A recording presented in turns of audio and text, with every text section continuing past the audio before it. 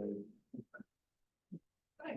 right, it's 7 o'clock. I'm going to call the regular meeting of the Board of Selectmen to order. Our first item of business is the Pledge of Allegiance. Sarah, will you do the honors? I pledge allegiance to the flag of the United States of America and to the republic for which it stands, one nation, under God, indivisible, with liberty and justice for all.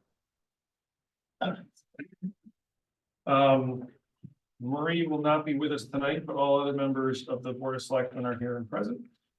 Our first item of business is the approval of the minutes from the March 21st regular meeting. Move to postpone the approval of the Board of Selectmen regular meeting minutes of March 21st, 2024 until our next meeting. Is there a second? Second. Any discussion? All in favor? Aye. Opposed? Public participation, this is one of two opportunities for members of the public to address the Board of Selectmen. I'll first ask if there's anybody here in the room who would like to address the board and ask you to state your name and your business. And then we'll provide anybody online with the same opportunity. Is there anybody here who would like to address the board? Yes, ma'am, and then you, sir. Josh Sherry, I live at 119 Depot Street. I was wondering, does the town have an ethics committee? Yes, Do they have meetings? on an as-needed basis. Oh, okay, all right. Just curious. Yes, sir. Paul Anderson, 89 Main Street, Strawberry. An interesting scenario is taking place at the community center property between the soccer fields and the tobacco barn. Some trees have been removed. Those trees were planted by the Scout Hall Building Committee on the lease line. Not only are the trees gone, but the stumps are gone, the roots are, everything's gone. And yes, you were confused, but It's the first I'm hearing about it. it could be. First I heard about it was a very short time ago, but yep, there's 4 or 5 trees there that delineated where the lease line was, and now there's no trees.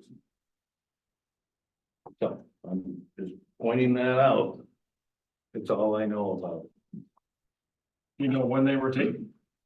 Recently, Recently, in the last week, last 10 weeks, say within the last month, I guess. I don't know exactly. between the soccer field and the tobacco barn. Yep. So there was a stream there. And the building committee paid to have that piped, which made it flat land, and now the trees that were there are no longer there. So, piece of information, I don't know what to do with it. The trees are gone, they're not coming back. I'll have an answer for you. Whatever. Okay, and I got one other item. The WPCA is gonna be down to 2 members. You're gonna get a resignation sometime within the next month or so. Steve Smith is moving to Boston. He will no longer be able to be a member. And I have some people I'm working on contacting, but there is a possibility, since Marie's not here, that she could be made a member. Second. As a temp missing the meeting, is that the joke there? No, as a temporary thing. I don't believe it's a conflict. She's the liaison now, so. That's possibly, I'm just pointing that out because we're gonna be out of business. If we don't have 3 members, we can't do anything, and that's not a good situation. So as a short term, while we're trying to get new members, maybe that could work. That's up to her. I'm not suggesting you force her into it. It's a possibility. So I'm giving you the idea. Thank you. In public. She can shoot me later. Yes, it's in public. Paul gave me that idea. Exactly. That's correct. Anything else, sir? No, I'll let it go. That's enough. Are there any, yes, sir, name and address, please. Tom Buckley, Ames Court, Rock Brook. I'd like to publicly thank you for introducing me to Governor Lamont last week. You didn't have to do that, but you did it. So I want to thank you. I know that people know that you do nice things like that. My pleasure. I had a couple of items, but those people aren't here, so I can't really ask a lot of it. I was curious about the basketball team. Are they college basketball players? They seem to be handling that ball quite well. We had two very talented sets of boys and girls play this season, and they were fun to watch. Sometimes they call them ringers, but we're not going to mention that word. Not on the student side. No, The the police student- brought in some folks who are not on the payroll. We'll just put it that way. But it was a great game. It was a very good game. They almost won, but. And one last thing is curious, Mr. Sarhopper's not here. I wanted to ask about that chunk of wood they're trying to get over the dam. If he has anything to do with that, it disappeared. It's gone. I had made mention of that to them, but I'm not sure that Public Works did that versus Barber Utilities. I was just curious about that, see, because it looked like it wasn't ever gonna go. It was a pretty big piece of wood. They got to have awful high water to push it over. So I hope we don't go back to get that to happen. That's not good. Other than that, I guess I rest my case. Thank you, sir. Is there any other public comment? Anybody online? Hi, Jason Noreen Farmer, 247 South Water Street. In the intermediate conversation that happened between the public hearing, the crumbling foundation issue, it's just a thought during the appeals, the Board of Assessment appeals. We had several people come in and say that they believe they have crumbling foundations. And we directed them to the assessor's office to get the pamphlets that are available to determine what you can do. And some of those individuals were probably in the moderate range, you know, they're retired and that. So I'm not sure if maybe there's something we can throw back out on the main site of the webpage or something that just tells people that there are options for that. They weren't even sure if they fell into it, but it was a concern they had. And then secondly, this is more directed to Paul Anderson, who I was just thinking of because I happened to drive by the WPCA and I knew you were seeking help. I'd be willing to volunteer if you don't meet on the same nights that my Board of Ed meets. So I don't know, Paul, if there's a way you can maybe move your meetings to not the first, third, or fourth Wednesdays of the month. And then I might consider putting in my application for your board. So it's a thought. Thank you.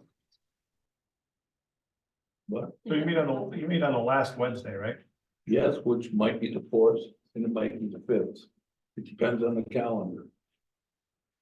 Yeah, I have subcommittee meetings that fall on those days, so but I do feel for you, Paul.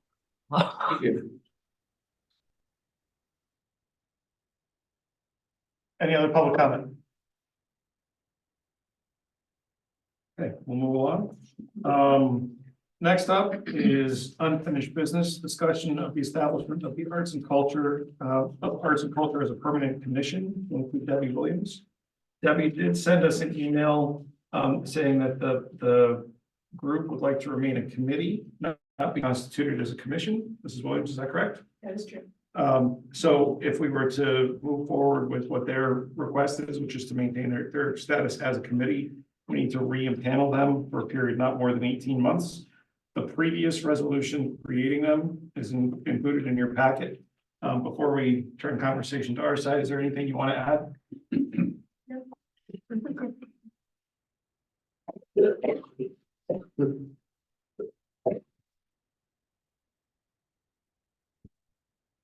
How about you guys?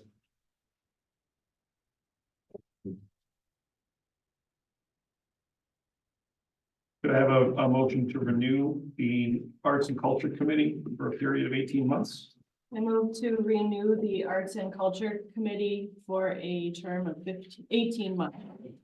Second, Second, is there discussion?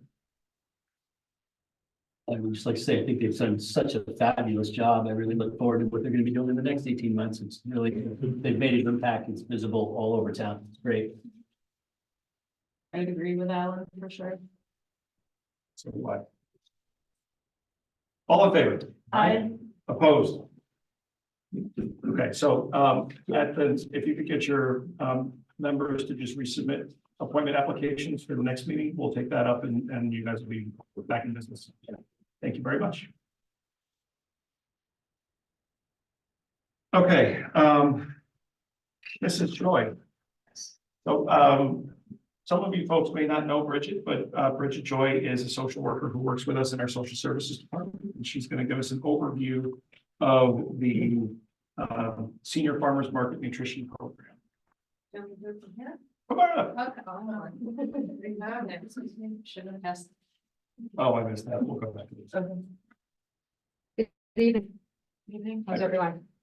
The farmer's market, vouchers, actually card now is for seniors who are 60 and over, but also meet income requirements, and also for younger disabled who live in younger and disabled housing.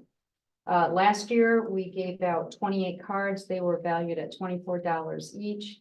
And most people use them. Those who used all of their benefits by the end of September were awarded an additional $26, which was very, very nice.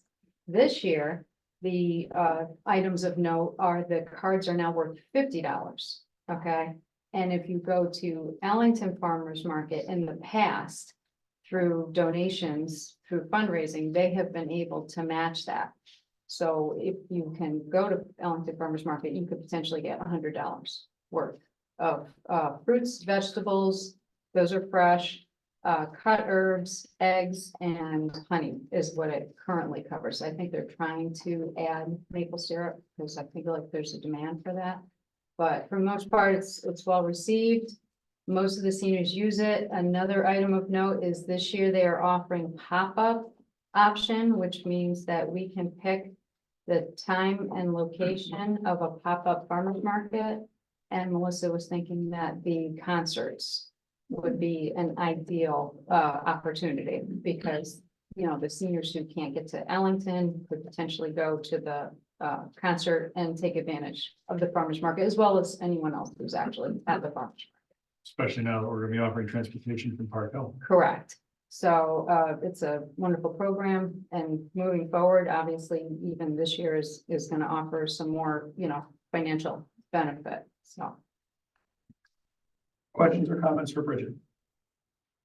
So, can they use it at South Windsor? Do they accept it over there? Their farmers market? I believe in the past, South Windsor has participated. The new list of who is actually going to take them has not come out. I'm sure it'll be out shortly, but Ellington's been a popular choice because of the matching aspect. But yeah, I believe people were able to go to Nevers Park. Right. Yeah, I think we were able to go to South Windsor as well. So how do people that are eligible find out about it? Do they, I mean, I know you probably advertise it in places. We do. We put it on social media.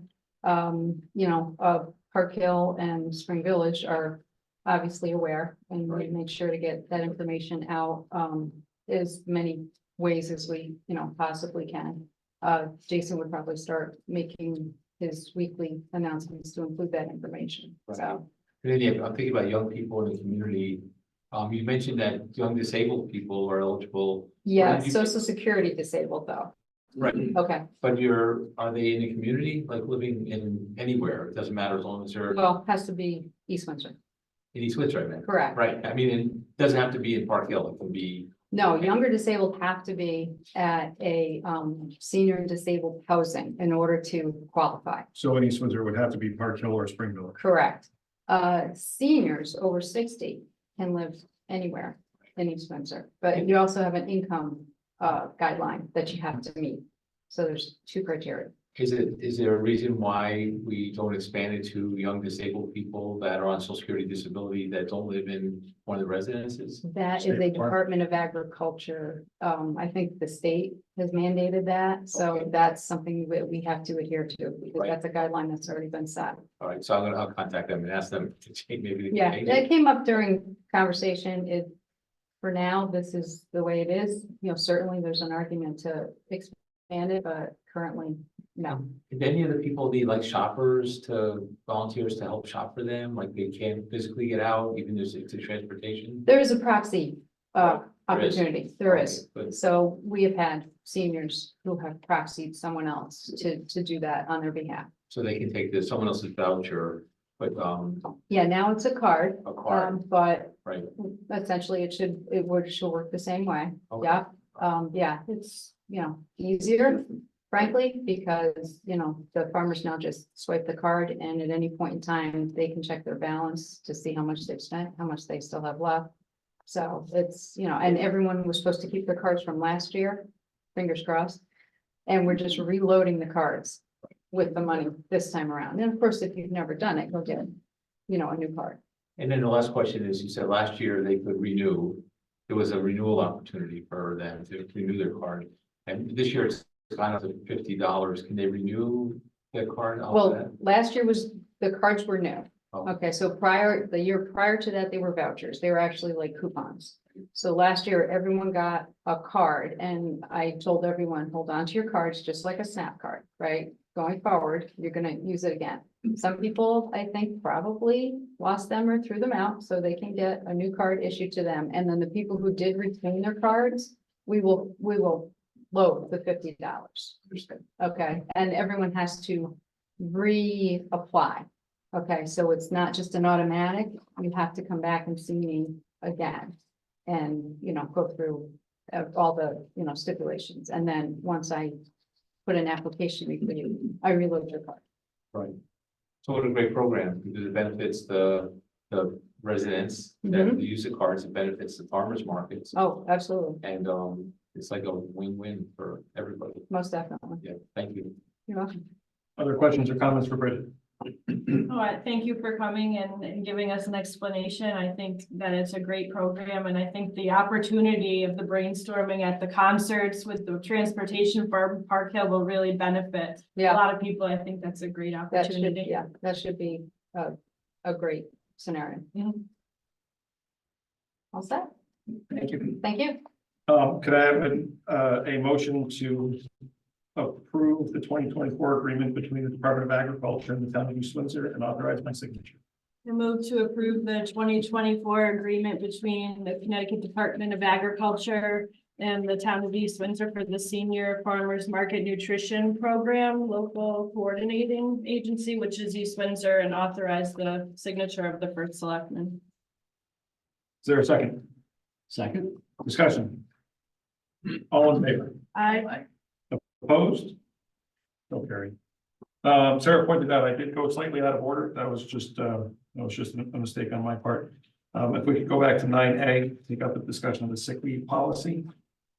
So last meeting, I think it was last meeting, I approached you guys about waiving this policy for a particular circumstance. And we agreed to do that, but the comment was also made that we should look at revisiting the policy in total. This is an updated policy. This is different, and I apologize that this is not the red line, but I can highlight what the changes are. The accumulated sick leave was changed to be used in 1 hour increments instead of increments of 1 day or more, because not all days are the same. We have days that are 7 hours, we have days that are 4.5 hours, we have days that are 9 hours. So by putting this on an hourly basis, it becomes something that's more synchronized. Throughout the document, when it talks about use of sick days for a long-term illness, I inserted or injury. Because that is the present issue, that the employee has been out on a long-term injury. It's not an illness, it's an injury. So it specifies that it's allowable for that reason as well. It requires the department head to make a recommendation of the approval or disapproval of the awarding of sick time from one employee to another. It removes the cap that any one employee is able to donate. The current cap is capped at 3 days. This removes that cap, which is the part of the policy that was made last time. Throughout the document, as I said, it illustrates that usage of the time can be done in hourly increments. It removes the total cap on days that can be received by an employee. That's currently capped at 60 days. This removes that. And that usage is subject to approval of my office, to make sure that employees don't have a history of abuse of accumulated sick leave. And those are the changes.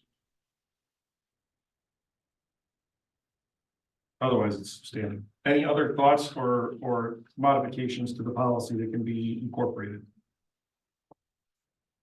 So it seems like it might be, if people use it a lot, It's probably used once a year. think so, because I would say it's probably used once a year, but maybe twice, maybe zero, but I think you're probably averaging once a year.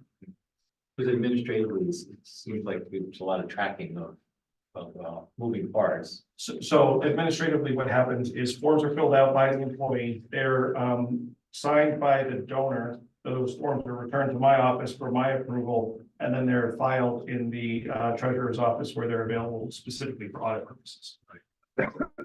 So it's really the paper flow. The paper moves a lot, but there was an employee who was out. Actually, the two readily that come to mind have been both been slip and fall instances. I mean, the benefit for approving it for everybody is the same benefit as we approved it for the individual. Because someone is in dire need of paid time that doesn't have their own paid time because they're suffering from an illness or an injury.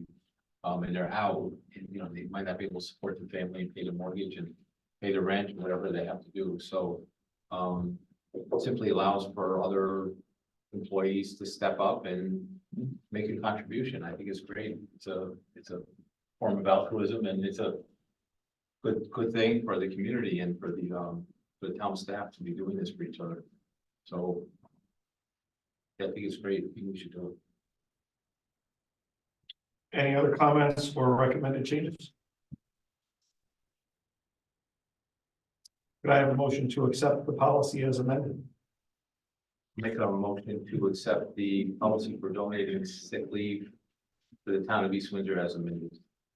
Second. Motion's been made and seconded. Any further discussion? All in favor? Aye. Opposed? All right, we will get that distributed to town staff. Early tomorrow. Thank you guys very much.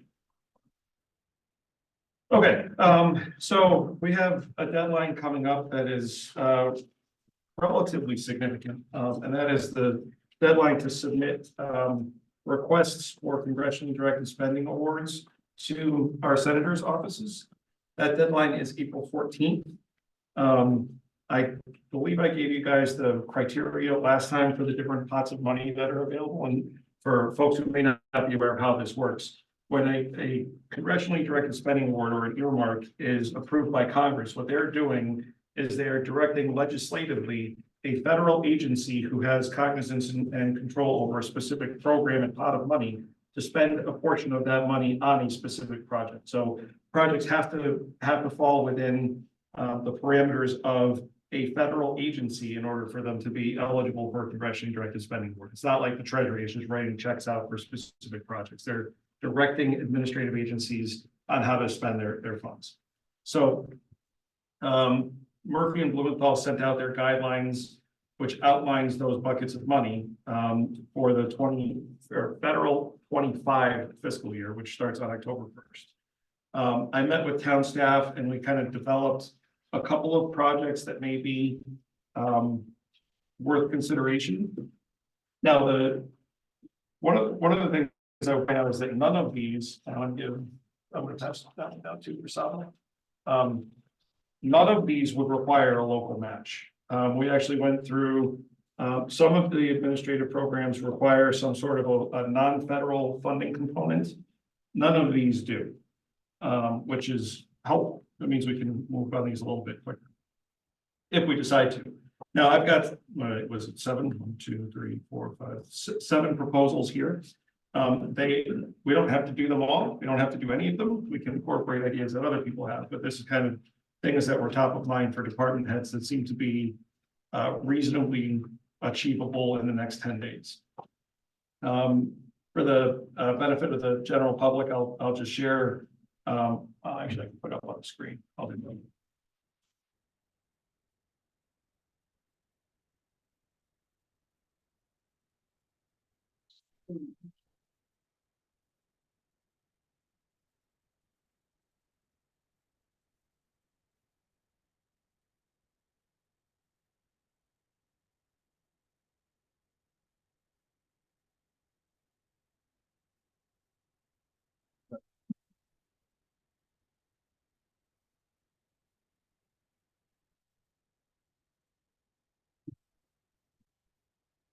So, the Blue Ditch has been an area in need of improvement for a very long time. It's an environmental concern. It's a flood risk. It's shown up in the Plan of Conservation Development a number of times, shown up in the Warehouse Point Master Plan. So there's a request to include funding for the remediation of that circumstance. That would be 80% EPA and 20% state revolving fund, which is it's federal money that's administered by the Connecticut Department of Public Health. The town has been the recipient of SRF funds before.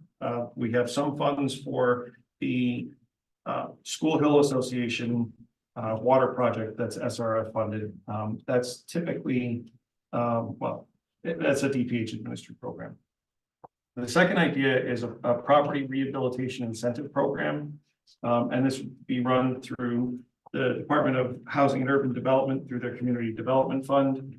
And the thought would be to make grants available for owner-occupied single-family homes and multifamily homes to do public safety and public health, code compliance, and other improvements, facade improvements and the like. Another idea that came up were streetscape improvements to build on the notion of making a more walkable community, kind of placemaking of sorts. Streetscapes include street trees and the installation of amenities such as lighting, benches, bike paths, bike racks, crosswalks, and wayfinding signage. It would be through the villages of Broadbrook and Warehouse Point and the actual village centers. We've talked a little bit about this in the budget cycle, but kind of making some improvements in neighborhood pocket parks. So playground equipment, parking upgrades, resurfacing of tennis courts or basketball courts at the Town Hall Annex, Pierce Park, Prospect Hill Park, to make some investments into those areas where town historically has not. This is an idea that actually came from, I'm not sure if this came from the Scout Hall Building Committee or just members of it, but acquiring the Lawrence Farm as a potential site for Commerce Park, building on the grand list and providing an opportunity for additional commercial growth there. Installation of additional pickleball courts. So we're putting 2 in right now at Osborne Field, and the application would seek to put in 4 more around town. Pickleball, as everybody knows, is very popular right now. The availability of pickleball courts is not terribly high, especially in relation to the demand. And then lastly would be funding for the facilitating of research and investigation and the conceptual layout of a linear park along the railroad line here, which has been something that's been talked about over a number of years, but that there's some due diligence that needs to be done. In particular, doing some title searches and ownership determinations before anything could really move forward. Those are the projects that come to mind based on conversations with town staff and department heads that fit into the categories that are included in the federal guidelines. There are bunches of other ideas, but they didn't all fit quite so tidily into what Congress is looking for. So those were the 7 I'm bringing to you. We can move forward on all of these, some of these, none of these, something different. Whatever you want to do. Pete. I think we need a public safety complex. Category of the role. Find the here. Rural Development and Community Facilities Grant, which provides for construction improvement of rural community facilities, including public safety. And it's tied to the size of the community. I think this is the same grant that was used for the Scott Hall project. We don't have a place for our police department to be. That building is deteriorating and would, in my opinion, make no sense to rehabilitate that old building that the police department needs. And Broadwood Fire Department has just told us that they need to leave that building and find a new home. So public safety complex, I think, is the right idea. If we go out to the public with one of those ideas and don't do it through a grant and don't combine it, then one of those is not going to get done. So we'll either go out with the bonding for Broadwood Fire Department or go out for bonding for a police department. But if we use this to get a grant for public safety complex, we should do that. Warehouse Point is set. They have a lot of buildings that are brand new over there. They don't need anything. The ambulance department, we've got to figure that out. But the police department has needs, and we could save the space in there to expand public parks and rec in actual buildings we wanted to. We're going to end up with an empty building, unfortunately, over in Broadbrook, where the fire department is and where the senior center is. So we're going to end up with an empty building that has a need over there. We've got to figure that out. But a lot of towns are doing public safety complexes to bring their public safety up to modern standards. So that's my idea. Now, as far as these are concerned, I'm not necessarily in favor of using public grant money for private endeavors. I think we should find a partner, perhaps, to do the Lawrence Farm Commerce Park. That should be like a public-private partnership, and maybe we would do like a zone, like some kind of. That's exactly the conversation that's taking place. Right. We would be effectively the third party in a three-party transaction, a bridge, so to speak. But I'd like to see a commercial partner come to us and say, hey, this is what we like. So I think that idea, we could float the idea to get a partner in before we go out for a grant, because they have to decide what the commercial park would look like. I think we've done a lot for parks. I'd like to see the outcome of the playground and the splash pad and the other park improvements that have been done before we start investing new grant money into parks. And pickleball courts are a good idea. I'm a little concerned about the cost.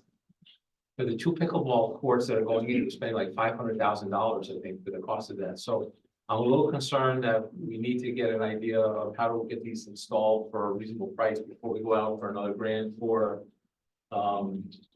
it's not here. It's how much do they have for pickleball court too? $500,000. So we got 2 for $500,000. I'd like to see if we can. I don't. No, we got, so you're talking about 500,000 in Osborne? Right. That's not just pickleball courts. There's other, those are gazebo replacements and there's a lot more that's going into that other than just pickleball. It's They're true. 125 per two. Right, but the project is actually moving a lot of existing facilities out of the way. I agree.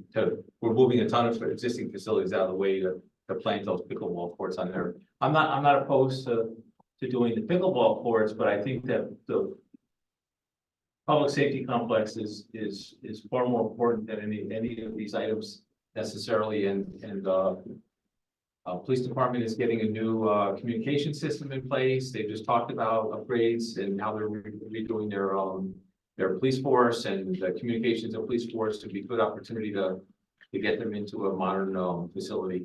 Same as the Broadwood Fire Department. So that'd be my proposal. I don't know how much it would cost. I think those are going around for $15 to $18 million is what I've seen in the paper for other towns. And we need 45% of the cost. We need 45%, right, based on our population, right? And so we have to bond out. We're gonna have to bond out anyway, and we're gonna have to do these things. And so if we could bond out and get the grant for 55%, we'd be in business. It'd be really good. And we could bond out for the 45% and get both done.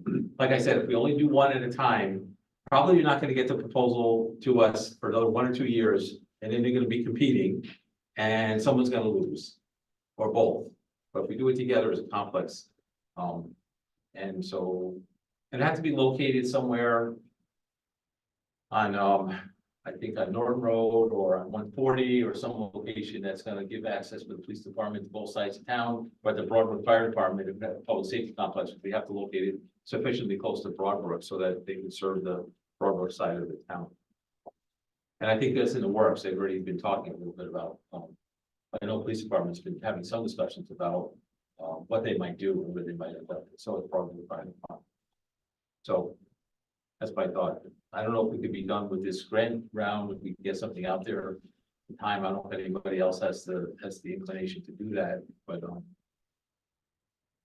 10 days is quick for that when they don't have the engineering or the proposal done. And so I don't disagree with anything that you said.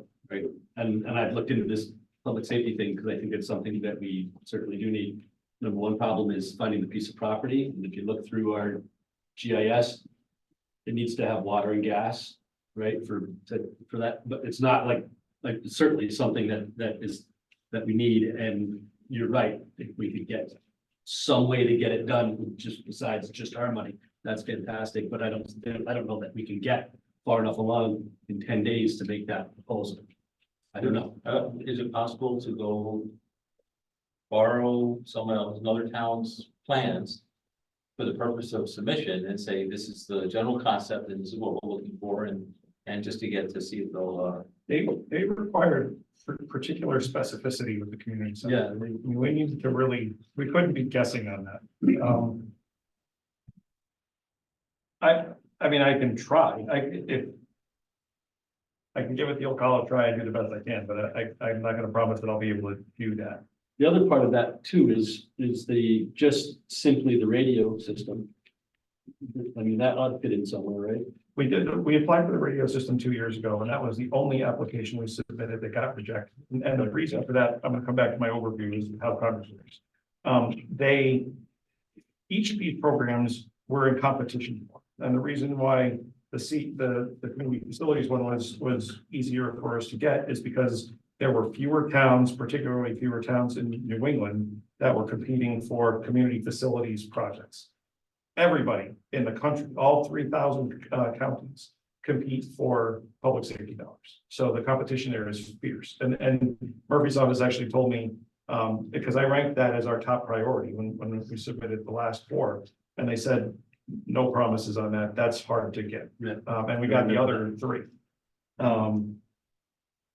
My other thought, which wasn't on this list that you guys came up with, is the Route 5 study. If you look at page 69 and 70 on the Route 5 study, they provided us in the end of that study with a menu of all the things that they suggested with the cost estimates built out.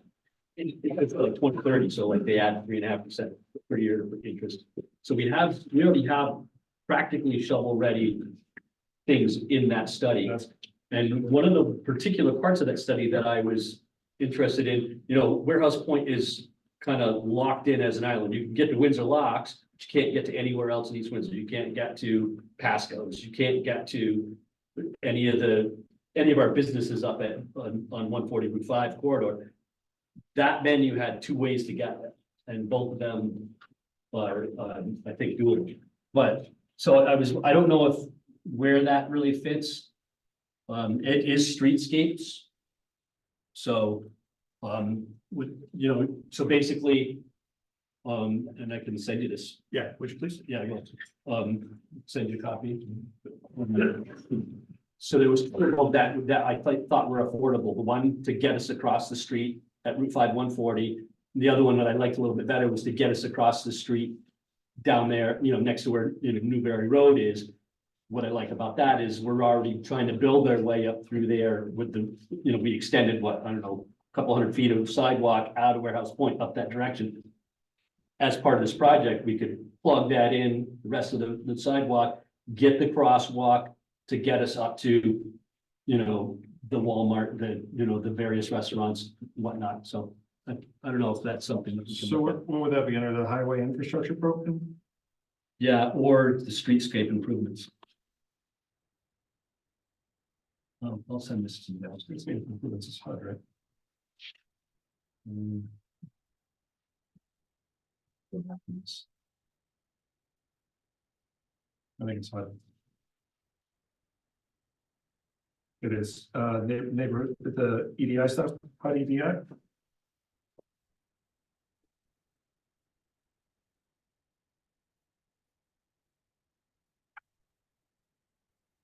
25.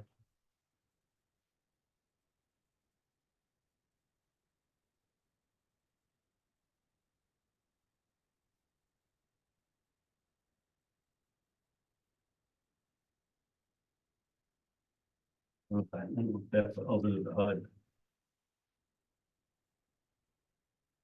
No, never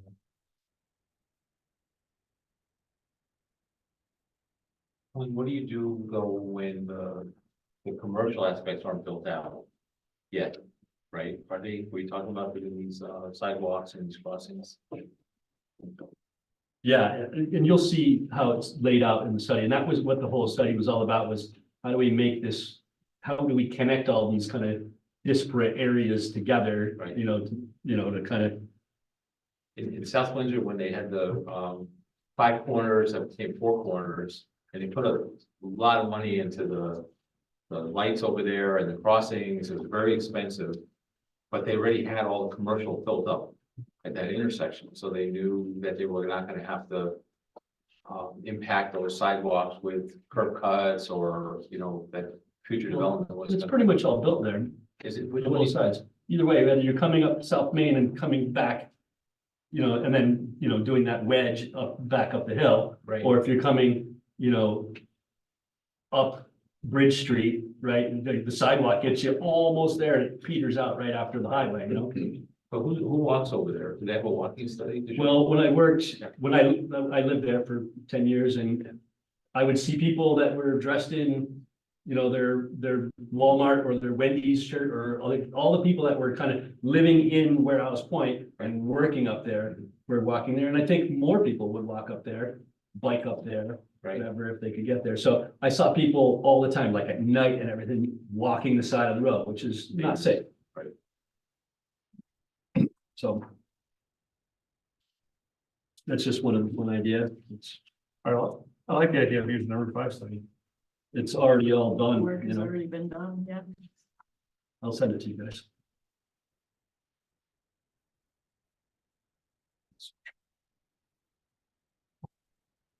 Okay, so that's a good one. What else we got? I'm not opposed to anything that you've suggested. I really like the property rehabilitation incentive program. I think it's a good opportunity for residents that might not have the financial means to make those necessary improvements. I'm glad Alan brought up the Route 5 study, because that research has already been done. If we can take advantage of getting some money to make those improvements, that would be great. I agree that we need to start talking about our public safety infrastructure. I just think we aren't ready to proceed. And I think we need to have a conversation with all the stakeholders, from the police department, from the fire department, and discuss the needs before we go ahead and make a decision or something that we're not even prepared to do, because we haven't done any work on that. So I think we're a little premature to move forward with that right now. But I like that we're addressing some quality of life and beautification needs in town where we might not have the funds to make those improvements. And I think a lot of that would benefit the community as a whole. So I'm not opposed to anything that you've presented to us. So in the interest of time, and what I mean, I don't mean time this evening, I mean time like between now and the 14th. Why don't we go through this list of now 9 items and see if we can limit it to 5 things that we can submit. So I'll just, I've got the 7 that are on the sheet, the public safety complex and the Route 5 study. I'm gonna ask, just on each of them, just give me a yay or nay. We want 5. I'm looking for 5. Okay. Blue ditch culvert replacement. Yes. I would also say yes, and I'd say that we also have plans for that. And I don't know if it was in Route 5 or in the Warehouse Point study. I think it was Warehouse Point study. That was specifically on Blue Ditch. We have reams of paperwork on that one. Yes. Okay, so that's 4. On property rehabilitation incentive program. Sarah, Yes. Al, No, if you do it at the the 20,000 owner occupied, it's like 25 households. I think that's a little. It's a little exclusive. Okay. I would be good at 3 million, at Well, 515, you know, it's. We can up the amount too. This is just kind of a guesstimate the staff put together. I mean, I like that idea. I just felt like it's too exclusive. You know, at that amount. I'm a no, I'm not sure that we've adopted enough public policy support for that yet. So I would say no for that one. Yeah, that one's off. Streetscape improvements. Sarah, Yes. Al, I think if we can, make that Route 5, something from the Route 5 thing, I'm in on that. I was counting that as a separate one, Route 5, Okay. but we can, I mean, there's, again, you can mine that warehouse point study for this, it's all there. Keith, I'd say yes, I think that could have a pretty good impact for the rather small dollars, so I'd say yes. again, the dollars are just guesstimates. We're not bound by, there's no upward limit as to what we can ask for. Okay, So if you wanted to take that 225 and make it 525, we can do that as long as we can justify it. well, I think that could be impactful. We need to improve the general appearance of our main arteries through warehouse point and Florida, so I was supportive of that. And again, not to sound like a broken record, but both those studies gave us everything we need, except the money. And the thought at the time, where's the money ever gonna come from? Right, this is it. Okay. Neighborhood pocket parks, Sarah,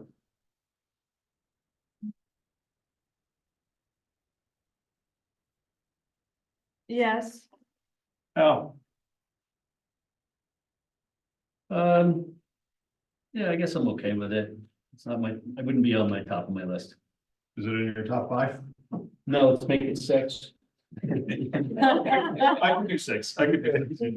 Pete, This is toward the bottom of my list, I'd say. Lawrence Farm Commerce Park. Sarah, No. Al, Yes.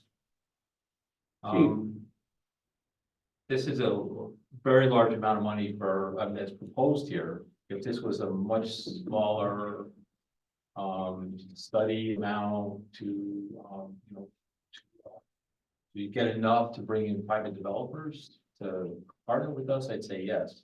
So if it was in the range of $500,000 or $800,000, I'd support it. But as a major project like this, like I said earlier, I don't think the town should be making this kind of investment until we have a partner. So that was off. Installation of additional pickleball courts, Sarah, No. Al, No. Keith. I was gonna say yes. I was gonna say yes too.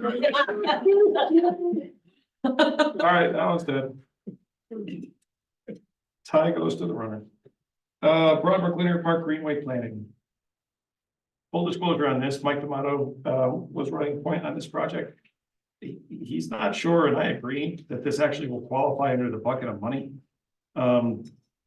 This is a little bit of a reach in terms of justifying the federal guidelines for this. So I'll just throw that out there, but it's a conversation that I know the community has had kind of separate apart from the federal stuff, just keeping the idea out there. I'm not sure that this will pass a smell test, but we can always ask. This is where we did a joint walk, correct, with the Enfield Town Council Yep. in our last term, right? It's a great idea. I mean, Oh, this is the rail trail. yeah, this is, Oh, okay. Does anyone do rail trail while there's an active train line running on the trail? What's the problem with that? Yeah. I mean, Vernon Rail Trail is like one of the best trails around the entire area. That place is just amazing. That's the Greenway, the Run for, they have the pond up there, and then they have Church Street, and it runs all the way down to Yeah, I've got the map. Utopia Road, and goes out to Bolton, right? Same one? it does, you can walk the Bold Notch, and it's just a great, it's an amazing trail for anyone that wants to get a good walking. East Windsor really could use a good walking trail. So have we thought about if we went proposal to put in like a 3-mile cinder trail? We have other places to do this. We have places over. We have a 2.5 mile trail right now with where Melrose. and with an extension approved by the state. It's in the state park, but we administer it. But that's through the water area, by the water, right? It's washed out.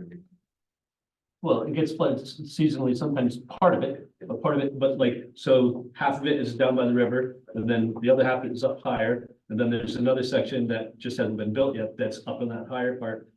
Plus there's stuff across the river that, so there's a lot of development there that's yet to be done. I'm gonna be doing that after I get off of this job. I think we need like a, 10, 12 foot wide cinder trail that anybody can walk.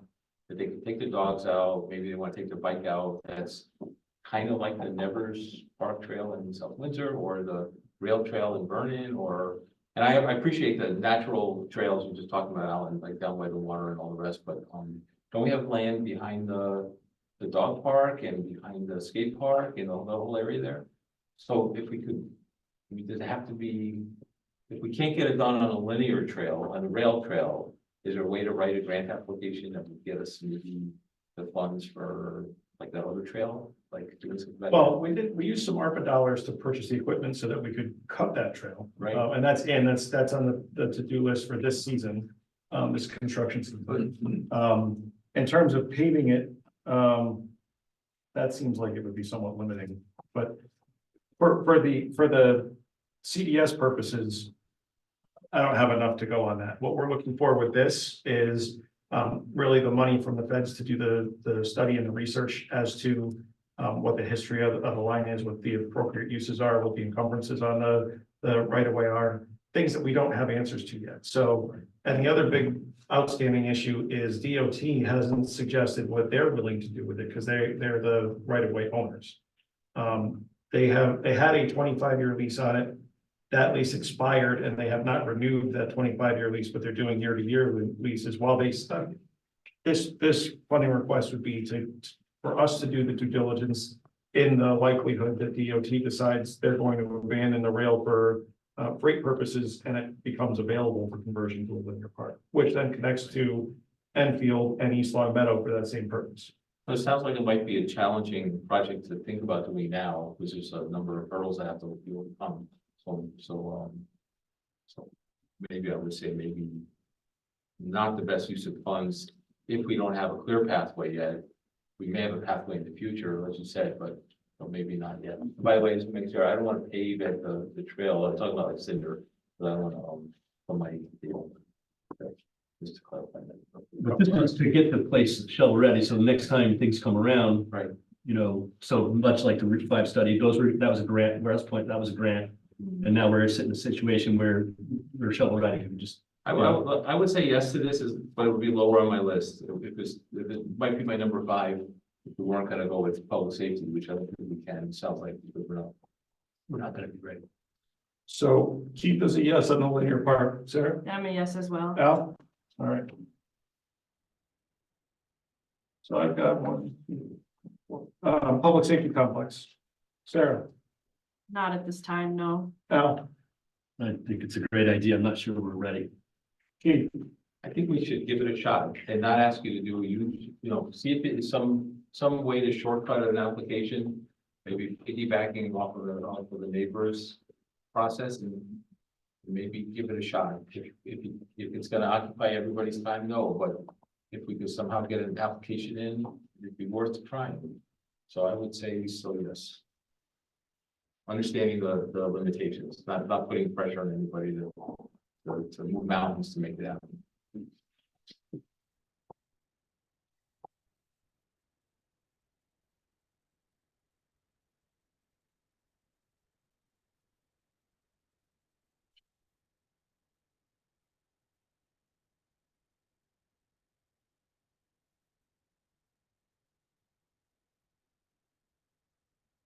I'm gonna put a pause on that one for a second. I'm gonna come back to that in a minute. Route 5 study. Yes. Al? Yes. Keith? I'll say yes.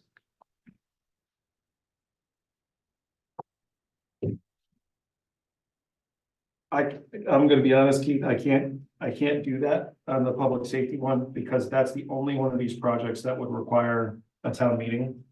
And I can't get that done with the notice period. Okay. And meet the deadline. I'm out of days for that. Okay, no harm, no foul. That's fair. So we'll move forward with an application on the Blue Ditch, streetscape improvements, neighborhood pocket parks, the linear park, and the Route 5 study. 1, 2, 3, 4, 5. Perfect. Okay. Thank you very much. I appreciate the help on that. That's, there's no guarantees with any of this, but we're gonna try.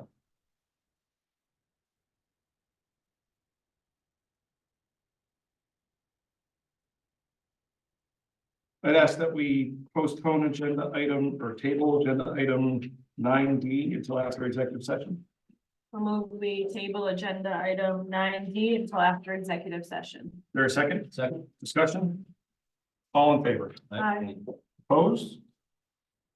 Tax refunds. Move to approve the tax refunds totaling $414.84. There a second? Second. Any discussion? All in favor? Aye. Opposed? Selectmen's reports.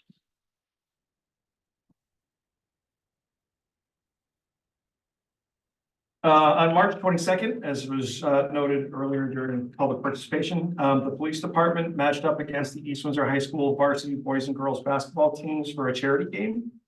That event, hopefully the first annual game, brought in more than 200 spectators and raised more than $1,000 for summer camp scholarships. It was truly a really awesome night. And the next day at the Easter Bunny breakfast, another almost $800 was raised for summer camp scholarships, making that 2-day period almost a $2,000 rate to help kids attend summer camp this summer. That is great. On March 25th, also as was noted earlier, Governor Lamont and DOT Commissioner Ucalito were at Mill Pond Village to announce the launch of a new microtransit program, which is aimed at bridging the last mile between residents and different modes of mass transportation. The program announced at East Windsor's largest housing complex will make a big difference for people without easy access to transportation. It'll open access to medical care, employment opportunities, fresh food, and a lot more. This has been sought after in East Windsor for a very long time, and I want to acknowledge the tireless advocacy of Gilbert Hayes on this issue. Gil has served on the Greater Hartford Transit District for close to 2 decades, and this has been something he's been advocating for that entire time. So to see it come to fruition and to have Gil there as well was really awesome. The following day, Congressman Larson was at the East Windsor Senior Center to discuss Social Security, Medicare, and legislative changes being discussed for both programs designed to extend their solvency beyond, I think 2035 is the current jeopardy point. The Congressman's been advocating for legislation which he dubs Social Security 2100s that would maintain and extend benefit levels long beyond that into the future. On March 27th, I presented the Board of Selectmen's budget to the Board of Finance ahead of their public hearing and the commencement of their workshops. The Board of Finance is still working on the proposal, including both town government and Board of Education funding, and that will go to voters on May 14th. Now that the Board of Assessment Appeals process is over, the grant list actually went up during the appeals process, which does not usually happen. The driver behind that was an audit that was done on the Connecticut Water Company. They had done some facilities improvements, and the audit revealed that their valuation is actually worth about $4 million more than had been previously reported. That will mean that the mill rate will be able to come down another almost 1/10 of a mil based on that change in the grant list, which is really surprising news. And finally, commencement on the community center project is set to begin on or about May 6th, with the completion of that project expected to be not more than 1 year later. It's going to be a busy construction season, but the end product and the benefit to the community will be visible very soon. Keith. I'll pass tonight, thank you. All right. Wasn't expecting that. Al. I just want to mention the basketball game real quickly. I thought, besides the fact that it raised money, I thought it was I attended with my granddaughters. They loved it. It was just modeling great behavior and sportsmanship. I thought it was an excellent night all the way around. It was really impressive. Meeting wise, short week for me. Warehouse Point, inland wetlands met last night, had no applications, but they're dealing with a fairly large violation. on Route 5, which is the second fairly large violation on Route 5. So it's early stages with that, but they'll be working through that over the next few months and hopefully get to a good resolution. And that's all I have for you. No. Thank you. There. I also attended the basketball game that Jason and Alan mentioned, and I really want to thank the deputy chief for taking the initiative to make that happen with the school. It was a great night for the community, and I think a lot of people enjoyed it.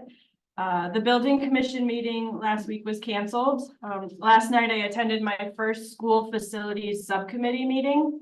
The group discussed their vision and adopted a mission statement, which reads, mission, the goal of the East Windsor Board of Education Facilities Subcommittee is to determine how best to continue to provide a safe and secure teaching, learning, and play facility and environment that meets the evolving needs of today's students, parents, and staff, including classroom, extracurricular, playground, and athletic space. We discussed how the Board of Selectmen chose to move forward with SLAM for the demographic study. Dr. Tudrin updated that the company has been in touch seeking some information such as enrollment numbers, program information, in the kindergarten early age policy, all of which he should have compiled and submitted by Friday. A few questions did arise as to the next steps and who the company will present their findings to. It was expressed that it would be great to have a joint meeting like we did at the middle school. Dr. Tudrin is in the planning stages of setting up tours for the subcommittee and all the Board of Education members to see some of the South Windsor schools. And there is a joint middle high school in East Granby, which houses grades 6 to 12. Dr. Tudrin will also be reaching out to Dr. Carter, the South Windsor superintendent, to see if the group can review and get some feedback on the demographic study that they went through. There is a staff leadership team meeting next week, and the group is seeking input from staff as to what they are considering for the future and what they feel the needs are of the school system moving forward. Dr. Tudrin also received official notification prior to the meeting that our high school track was inspected, and this is the last year that the track can be used for competition. A replacement is needed, and it can't be repaired or have a Band-Aid on it at this time. So there will be upcoming discussions how we can move forward and eventually get a new track. Track is the second most popular sport after basketball amongst students, and hopefully a solution will be found quickly so the program won't be affected. And that's all that I have. Thank you. We'll turn now to public participation, the public second opportunity to address the Board of Selectmen. Oh, I realize now I'm still sharing my screen. I'm sorry about that. Are there any members of the public who would like to address the Board of Selectmen? If so, please state your name and your address and state your business. Turning first to people in the audience, and then I'll turn to anyone online for the same opportunity. Is there anybody here who would like? Yes, sir. Paul Anderson, 89 Main Street, Progress. Good. Two quick items. One, been a lot of discussion about the basketball game. Following the game, I did have need to go to the dispatcher at the police station, and I explained to them next year the police department will have to be in full gear to be able to play that. Number two, as you're aware, Jason, I don't know if anybody else is, but the issue with the sewer out here in the street and stuff. Okay, it took more than a week to get through this mess. The complaint that you got is on private property. It's a non-issue. Okay. It just took a week to figure all this stuff out. And the reason being is the sewer was there prior to the school being built in 1951. That makes sense. And Wright Street got moved when the school got built. So now the sewer is on school property, not in the streets. And there are some bizarre connections to that sewer system that predate all of that. And we went far back as 1948 with as-bills, and all of them are bogus. Nothing is as claimed. None of the maps were any good. It's in the process of being totally remapped now for the GIS system, so it will be accurate.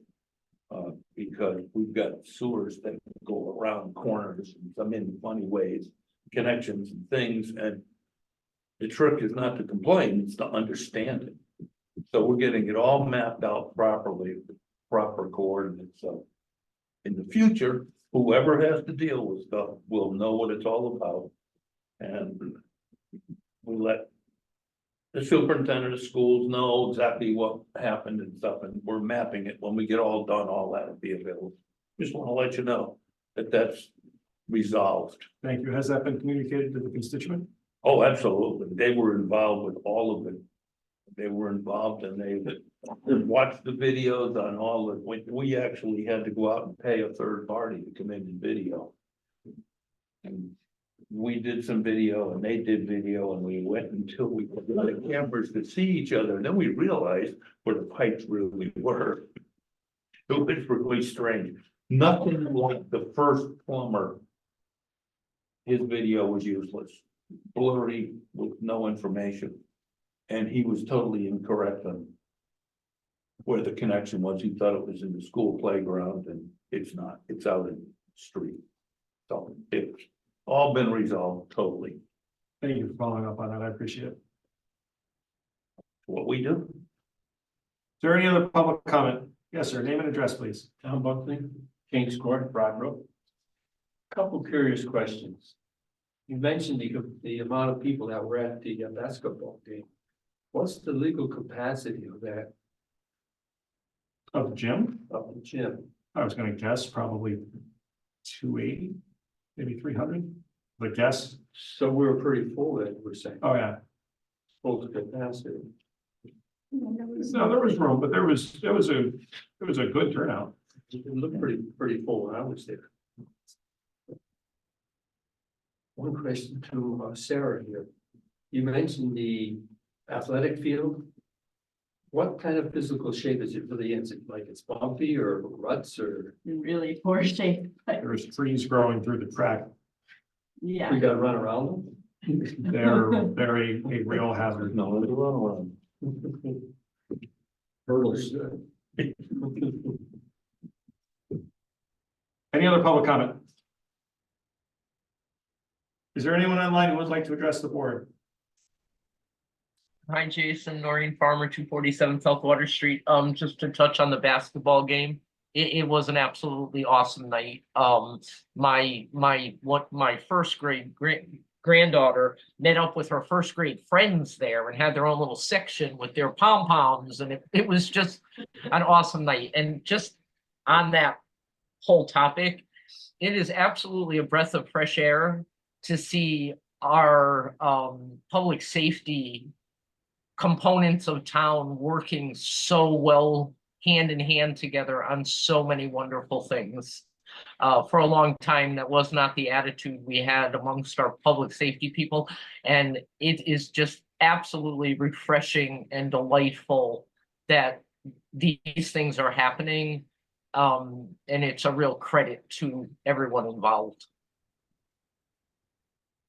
Thank you, ma'am. And just to build off of that last comment, our emergency services, both fire departments, the police department and the ambulance are putting on a fundraiser for Gavin Anderson, a young boy who is in need of some home renovations to accommodate some disabilities.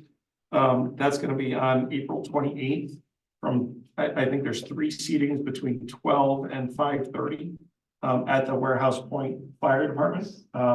And all 4 of the emergency services divisions are each responsible for different pieces of it. It's going to be hopefully a very big fundraiser, and I would encourage anybody to either go or to at least buy a ticket because it's going to a good cause. And it is another example to Noreen's point about the first responders all really working towards common goals. And that's from, you know, basketball games and the spaghetti fundraiser to emergency training and FEMA trainings and the composition of the radio replacement. Everything is really rowing in a good direction, and they're all working together at it. And it's really awesome to see and be a part of. Any other public comment? Seeing none, I'd ask for a motion to go into executive session and we'll include just the Board of Selectmen and there will be a vote to follow. Move that we go into executive session. Motion's been made and seconded. All in favor, please say aye. Aye. Opposed? We are in executive session at 10:08. It's 8:26. We're out of executive session. Turning now to the call of the agenda, we'll take up agenda item 9D. Is there a motion? I'll make a motion. Make a motion to approve the memorandum of understanding between the town of East Windsor and Aspen Council for local 1303-166 East Windsor Public Works Union, subject to the first selectman verifying that our insurance carrier approves the changes. Is there a second? Second. Discussion? All in favor? Aye. Opposed? So carried. No further business come before the Board of Selectmen. A motion to adjourn would be in order. Move that we adjourn at 8:26 PM. Is there a second? Second. All in favor? Aye. We are adjourned at 8:26 PM.